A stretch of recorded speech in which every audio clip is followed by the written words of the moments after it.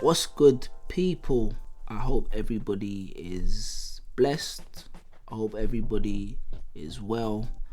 Or more importantly, I hope everyone has some joy that they can hold on to at this moment in time. And if you don't, my prayers go out to you, and I wish you ease and I wish you gratitude, and hopefully things start to look better. Thank you, everyone who's been engaging on my Instagram and my Twitter. That's actually what I want to talk about today mainly.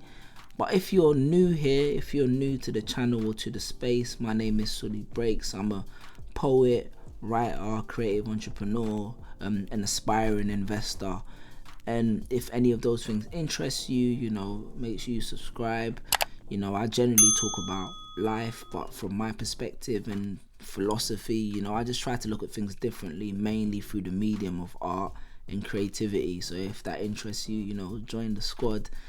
And if you've already been here for a minute, much love. I appreciate that. And leave a comment below if anything resonates with you, or I said anything wrong, or you find some insight, and just leave a like for the sake of it, because you know how this thing works. It boosts it in the algorithm and more people see it, etc, etc. So today I kind of want to talk about one of the things I was posted in my most recent thread on Instagram and Twitter. It was a thread about criticizing your partner in a relationship. So for those of you who don't know, I've been with my wife for 13 years, 5 years going on 6, married. And a lot of people say, wow, that's a long time. You're quite young. It's unusual to find such long relationships. I know actually 2 other people who've been in relationships as long as us, longer even. But I do see it in some ways my responsibility to impart some of that knowledge, especially to the man them, because I kind of felt like I'm learning on the job.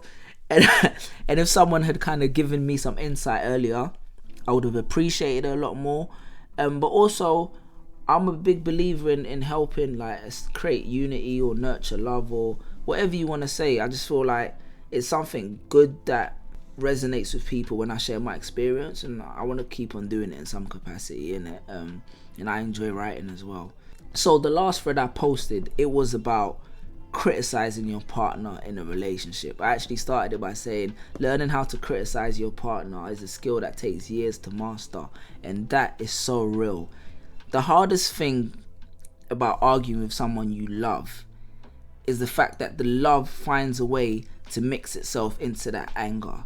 I think I said it in another post. I said that love and anger are branches of the same tree. They're 2 branches of the same tree. So in that sense, it's kind of like when you're angry at somebody, you get angry not just at the fact that they're saying what they're saying, but at the fact that, I love you. How dare you kind of use this to question that love? And I say this as a guy because I remember ample times I've been in an argument with my wife, and she'll say things and I'll be like, why would you say that if I've never let anyone else get this close to me? If there's things I've forgiven you for that I'd never forgive anyone else for. So you must be mad right now to be arguing with me about this one little issue because you've got the privileges that no one else has, And that's part of the reason why it's hard to argue with someone that you care about. Too many emotions flying in all different directions, and that's where this conversation kind of stems from, because when all them emotions are firing, then you start saying this that you don't really, I'm not allowed to swear on YouTube, and I shouldn't be swearing anyway,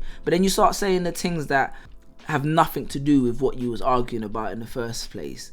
I found that a lot of disputes can turn into a character assassination, or they can turn into a list of bringing up all the previous arguments you've had before. Now the problem with bringing up previous arguments in a relationship is that technically you're supposed to forgive and move past those things. That's the whole point of forgiveness, but we're only human and we don't do that, and this can kind of filter into our next argument, and then arguments about one thing, and this, I always say this, it's never an argument just about one thing explode into something completely different. I think what I was trying to get at in my thread is that learning how to address the situation in an argument is so much more important than addressing the person. Then I found that one of the key words that often trigger this response of you attacking the person's character is the word always. So I was talking about how me and my wife would be driving, and maybe it's a woman or female thing, you know, women and men. I'm not saying nothing feminist or misogynistic. I'm just saying maybe because my mum does the same thing. Maybe it's the woman in my life that I drive with, but they have a tendency to start acting like driving instructors. And that's the issue I had with my wife, where she'd be saying left, right, hey, go this. She'd even like try to turn the steering wheel, all them things, you know what I'm saying?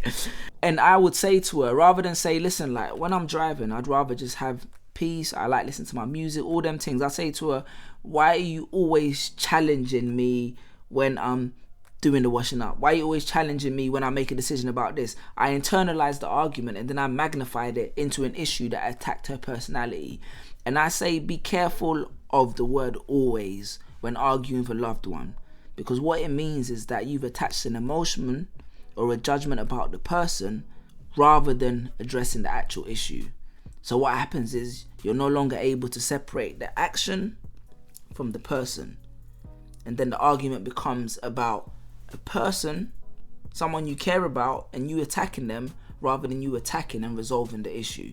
Yeah, so I found that always, and someone actually pointed out in the comments on my Instagram, they said always and never. I think never is a big word as well. When someone says, you never do this, so you might get into dispute with someone, your partner, and they may be like, you never care what I'm thinking. And you'll be like, wait, we're in a relationship. How can I not care what you're thinking? I cared what you were thinking about, what trainers I was going to wear. How can you say I never? Arguing in indefinite kind of absolutes is the worst kind of way to resolve an issue within an argument. I said in the post, I said that always is one of those red flags that's so light that it resembles a white one, making you think that you've won the argument, because everybody knows that a white flag means somebody surrendered. But these issues kind of get buried underneath each other, and when you're not resolving one issue, then it does become something about the person, you know, because if a person keeps on repeating a set of or a set of actions, you now start to take that personally. And regardless of what anyone says, you know, it's easy. When I was growing up, I was often told that, oh, like, you know, men complain about this, women complain about that. But what I've learned is that repeated complaints matter. And asking someone to stop complaining about something without finding a way to resolve it is asking them to stop caring about finding a solution together. And that's bad, because then they give up working on it mentally. And as my wife said to me, is that like a lot of people leave a relationship mentally before they leave it physically. So you could be setting yourself up to make something that you've built fall apart by not addressing those always, or making those always more than what they actually are. I swear this is kind of confusing. Let me know if it is confusing, but I think my main thing is like, let us find a way to attack the issue or the circumstance, but not the person. Communication is not a dissing match between two people. And also when it comes to talking about working on an issue, so if someone always does something, like I said, it's a flag, it's a warning sign. Now, I've had to change in my relationship. I'm sure you lot have had to change in many of your relationships. People will try to change, or at least make an effort to change, for people that they care about. If they don't, then that is a sign of how invested they are in your feelings. That being said, we know who we are in a relationship with at times. Sometimes people try to ignore the fact that they married someone who has certain characteristics, and then they complain about those characteristics coming up later down the line. This is something that you have to be very aware of when being with someone. You have to understand who they are, and either you accept them for that, or you ask them if they're willing to change and you come to a compromise, or you keep it moving. But I think these are very important things that we need to kind of emphasize on at the start of a relationship, knowing who you are and not expecting a person to change. Expectation of a person to change is setting yourself up for heartbreak. You know, you can ask someone if they're going to change and you can see them make an effort to change, but expecting them, that's a tough one. The key takeaway here is like, communication exists with addressing issues. Addressing issues first, and then afterwards, if you need to, the person. But I think if we have an argument or a dispute as a couple, my first thing now, over years and years of practice, bro, I'm learning on the job. Like, I'm not a relationship advisor. I'm not perfect. You know, I'm still working on it. Is to learn to be like, what is this specific situation? I like to drive with my playing some music, you know, bumping, and especially if it's night, I like to bump Nipsey, you know, rest his soul. And, you know, I like to have a certain clarity in that experience. So me saying and communicating that to my wife is so much more fundamentally resonative. Is resonative a word? I'm gonna make that up. It's more fundamentally resonative. I'm a writer. Put that in the dictionary. It resonates a lot more, and it's more productive than me saying, why do you always question me when it comes to specific situations? Because then it turns into a whole nother thing, and then we end up beefing, you know, and we end up side-eyeing each other at every traffic light, you know, and then, you know, the music ain't even bumping that good in my ears anymore, and I'm waffling now anyway. But if you found some value in the video, like, please share in that. And like I said, I articulate myself a lot better in the thread, so you can share any of them at any of your discretion. Thank you guys very much. And if you're watching this on YouTube, like, comment, subscribe, you know the deal, man. Bless.